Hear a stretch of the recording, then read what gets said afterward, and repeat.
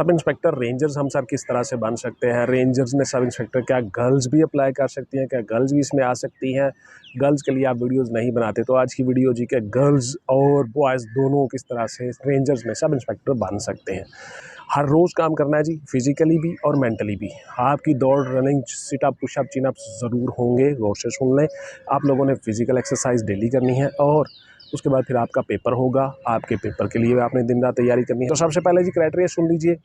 आपकी जो कद है गर्ल्स का वो 5 फीट 2 इंच है जी, गौर से सुन लीजिएगा। जो लड़कों का कद है वो 5 फीट 6 इंच है। आपकी जो तालीम है वो इंटरमीडिएट है जी, FA लेवल पे आप अप्लाई करते हो, FA FSC ICS या इंटरमीडिएट लेवल पे आप सब इंस्पेक्टर के तौर पे रेंजर्स में आते हो। उसके बाद जी आपकी जो चेस्ट है 32-33 इंच होनी चाहिए, गर्ल्स इससे मुस्तस्ना है। उसके बाद फिर आपकी जो उम्र है 18 से 30 साल है जी, 5 साल जनरल एज रिलैक्सेशन इसमें शामिल है। आप अप्लाई कर सकते हो, शादीशुदा गैर शादीशुदा दोनों अप्लाई कर सकते हो, आप मेल फीमेल दोनों अप्लाई कर सकते हो। दोनों का क्राइटेरिया मैंने आपको बता दिया। आप पाकिस्तानी शहरी होने चाहिए, ड्यूल नेशनैलिटी नहीं चलेगी। ये कमीशन रैंक नहीं है मिलिट्री की तरह। आप इसमें रेंजर में सब इंस्पेक्टर भर्ती हो के तो आप ISSB में नहीं जा सकते, यानी कन्वर्ट नहीं हो सकते। ISSB का इम्तहान दे सकते हो अगर आप एज क्राइटेरिया में पूरे आते हो तो। ये कमीशन नहीं है। आप लोग रेंजर्स में जितनी हायरार्की है उसमें मेरी अलग अलग वीडियोस पड़ी हुई हैं, वो देख सकते हैं।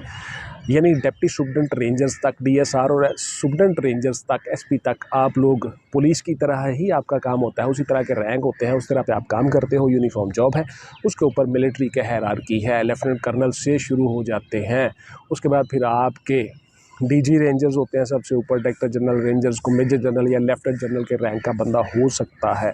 उसके बाद फिर आपके डिप्टी डायरेक्टर्स होते हैं, असिस्टेंट डायरेक्टर होते हैं, एडिशनल डायरेक्टर्स होते हैं। यार सारे के सारे जितने भी रेंजर्स में काम कर रहे होते हैं ये सारे के सारे मिलिट्री से होते हैं। एक हायरार्की, अपर हायरार्की जो है वो मिलिट्री है, और नीचे वाली जितनी हायरार्की है कंस्टेबल से लेकर सुप्रिटेंडेंट रेंजर्स तक ये पुलिस की तरह है। सिविलियन लोग भर्ती होते हैं, PCS के ज़रिए से हो जाए, डायरेक्ट रेंजर्स भर्ती कर ले एटसेट्रा, जैसे भी जिस भी फॉर्म को अमूमन डायरेक्ट रेंजर्स ही भर्ती करते हैं।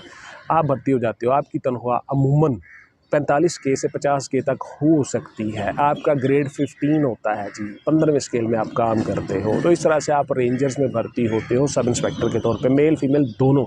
अब ज़रा गौर से सुन लीजिएगा आप लोगों के सवालों के जवाब। आप लोग व्हाट्सएप पे आके कोई सवाल नहीं करेंगे, मैं बार बार बता रहा हूँ वीडियोज़ में बहुत से सवाल आप करते हो हर वक्त व्हाट्सएप पे आके, तो फिर इसलिए मैं ये बार बार चीज़ें आपको बताता हूँ। तो ज़रा गौर से सुन लीजिए जी आपके सवालों के जवाब। क्या सर रेंजर्स में भर्ती होने के लिए हमें फ़िज़िकल में से गुज़रना पड़ेगा? बिल्कुल जी, आपको फ़िज़िकल से गुज़रना पड़ेगा। आपके सिटअप्स होंगे, पुशअप होंगे, चिनअप्स होंगे। कितने कितने होंगे गौर से सुन लीजिए। 20 होंगे जी आपके 2 मिनट में। 20 पुशअप, 20 सिटअप, और आपके चिनअप होंगे 3 2 मिनट में।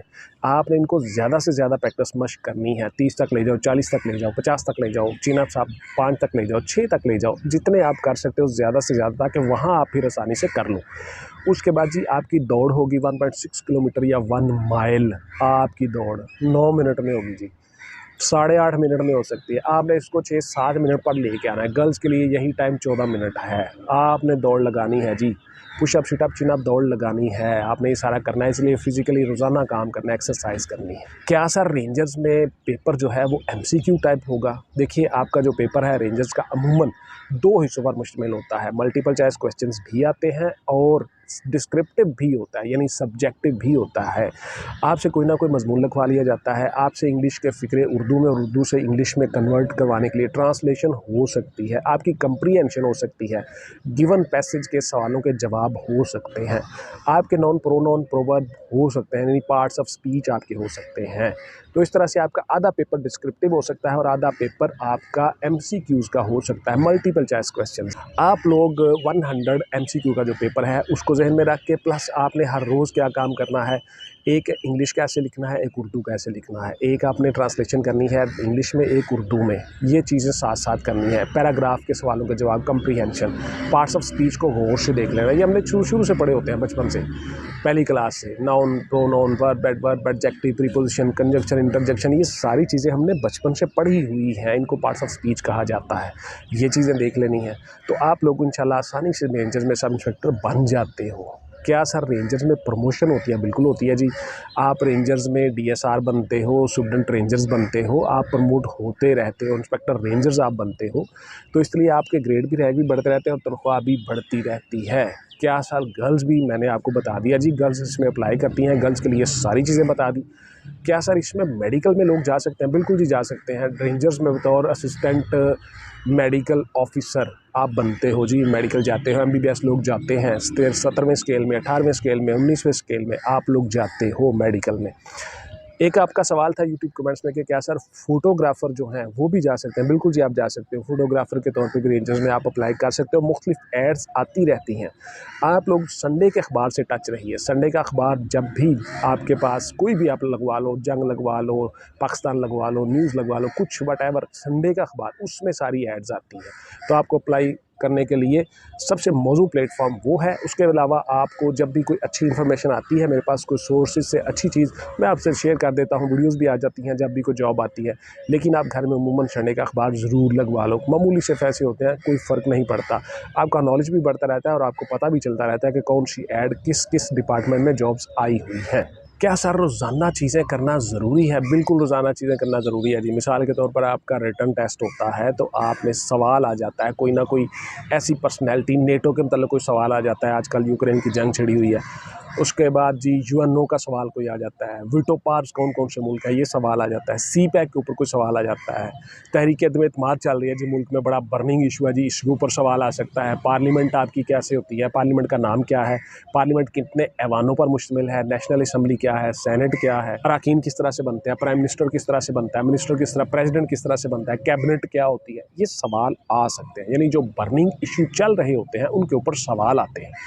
इसलिए आपने ये सारी चीज़ें रोज़ाना करनी होती हैं। टीवी पे काम करना है, रेडियो पे, अखबार पे, सोशल मीडिया पे, जहाँ से इन्फॉर्मेशन मिले उन्हीं के मुताबिक आपने काम करना है और हर रोज़ काम करना है। आप इंशाल्लाह कामयाब हो जाओगे।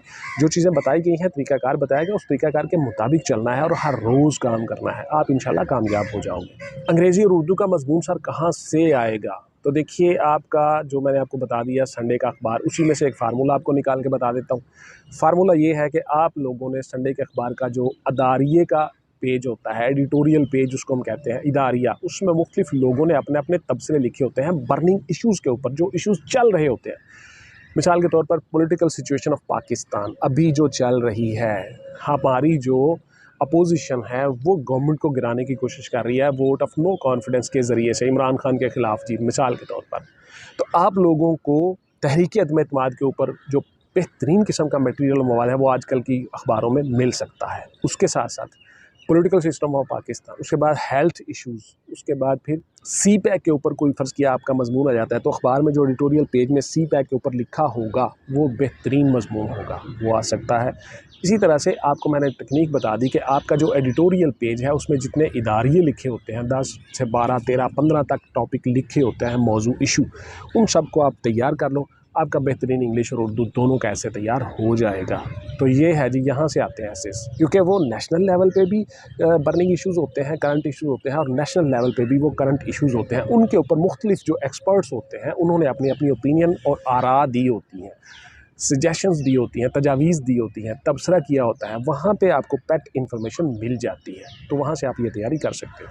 क्या सर रेंजर्स में सब इंस्पेक्टर बन के तो हम मिलिट्री में एज अ कमीशन्ड ऑफिसर आ सकते हैं? बिल्कुल आप आ सकते हो जी। अगर आप एज क्राइटेरिया पे पूरे आते हो तो आप मिलिट्री में जा सकते हो as a commissioned officer ISSB through departmental permission. आप जाके वो सारे प्रोसेस से गुजरोगे, आप कन्वर्ट नहीं हो सकते। बहुत से बच्चे ऐसा भी पूछना चाह रहे होते हैं कि क्या सर हम अगर रेंजर में सब इंस्पेक्टर बन जाएं तो क्या हम मिलिट्री में as a commissioned officer second lieutenant के तौर पे तबादला करवा सकते हैं, कन्वर्ट हो सकते हैं, ट्रांसफ़र पोस्टिंग हो सकती है? ट्रांसफ़र पोस्टिंग नहीं हो सकती, आप सिलेक्शन के लिए जा सकते हो थ्रू डिपार्टमेंटल परमिशन। क्या सर हम रेंजर में सब इंस्पेक्टर बन के तो क्या हम CSS कर सकते हैं, PCS कर सकते हैं? बिल्कुल कर सकते हैं जी, कोई पाबंदी रिस्ट्रिक्शन नहीं है। आप लोग CSS भी कर सकते हो, PCS भी कर सकते हो थ्रू डिपार्टमेंटल परमिशन। आपकी जो अपॉइंटिंग अथॉरिटी होती है वही आपकी परमिशन दे देती है आपको दीगर डिपार्टमेंट में जाने के लिए। NOC, तो NOC लेके आप अप्लाई कर सकते हो। क्या हम सर रेंजर्स में सब इंस्पेक्टर भर्ती हो गए तो पुलिस में सब इंस्पेक्टर के तौर पे वापस आके SHO लग सकते हैं? नहीं लग सकते जी। पुलिस की जॉब डिस्क्रिप्शन और है, रेंजर्स की जॉब डिस्क्रिप्शन और है। रेंजर्स में आप भर्ती होकर रेंजर्स में ही काम करते हो, वो एक बॉर्डर सिक्योरिटी फोर्स है, जैसे इंडिया में होता है BSF, इसी तरह से पाकिस्तान में रेंजर्स है। और जो पाकिस्तान में सिंध और पंजाब का जितना बॉर्डर है, यहाँ पे रेंजर्स काम करते हैं, जबकि बलूचिस्तान और जो KPK का अफ़गानिस्तान के साथ जितना इलाका लगता है चाइना के साथ, वहाँ पे हमारी FC काम कर रही होती है, फ्रंटियर कॉन्स्टेबलरी या फ्रंटियर कोर। तो इस तरह से ये लोग काम कर रहे होते हैं। तो पुलिस का एक अलग जॉब डिस्क्रिप्शन है, पुलिस ने मुकम्मल लॉ पढ़ा होता है, आप लोगों ने नहीं लॉ पढ़ा होता, इसलिए आप लोग पुलिस में नहीं आ सकते, पुलिस में कन्वर्ट नहीं हो सकते। हाँ, पुलिस में आप डायरेक्ट जाके इम्तहान दे सकते हो सब इंस्पेक्टर का, थ्रू डिपार्टमेंटल परमिशन PCS के ज़रिए से। अगर आप वहाँ सेलेक्ट हो जाते हो तो आप रेंजर से पुलिस में आ जाओगे सिलेक्शन के बाद, ड्यू प्रोसेस गुजारने के बाद।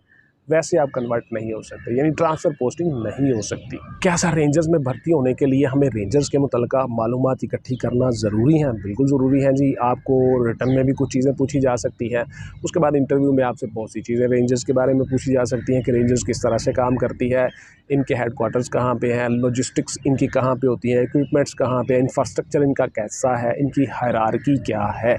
हायरार्की बहुत से बच्चों को नहीं पता जी। रैंक्स और ओहदे होते हैं बेटे, इख्तियारात, रैंक्स आपके, रैंक्स को कहते हैं हायरार्की। मिसाल के तौर पर कांस्टेबल से लेकर आप डायरेक्टर जनरल रेंजर्स जो है, DG रेंजर्स, वहाँ तक जितने ओहदे हैं उन सब के आपको नाम आने चाहिए स्टेप बाय स्टेप। ये होता है जी आपकी हायरार्की। हायरार्की मतलब आपके ओहदे, रैंक वाइज ओहदे, रैंक, इन सबको कहते हैं। तो इसलिए आपको इनका पता होना चाहिए जी। रेंजर्स में जा रहे हो, जिस भी डिपार्टमेंट में आप जा रहे हो, उस डिपार्टमेंट के मुतल्लिक़ आपको पता होना चाहिए, ना होनी चाहिए, ये ज़रूरी है जी। न सिर्फ रेंजर्स में, बल्कि जो पुलिस में अभी सब इंस्पेक्टर के तौर पर मेरी वीडियोस आ चुकी हैं, इंटरव्यू होने वाले हैं पुलिस में, और हर रैंक पे इंटरव्यू होने वाले हैं, उन सब के लिए भी ये है कि जिस डिपार्टमेंट में आप जा रहे हो उस डिपार्टमेंट के मुतल्लिक़ आपको पता होना बहुत ज़रूरी है। तो ये थी जी मेरी आज की वीडियो कि रेंजर्स में गर्ल्स और मेल फीमेल किस तरह से सब इंस्पेक्टर बन सकते हैं। इंशाल्लाह जल्दी वैकेंसीज आने वाली हैं, तैयारी जारी रखें, दिन रात मेहनत करें, आप सब कामयाब हो जाएंगे। मिलते हैं किसी अगली वीडियो में जी। टिल देन टेक केयर, अल्लाह हाफिज़ एंड गुड बाय। पाकिस्तान जिंदाबाद।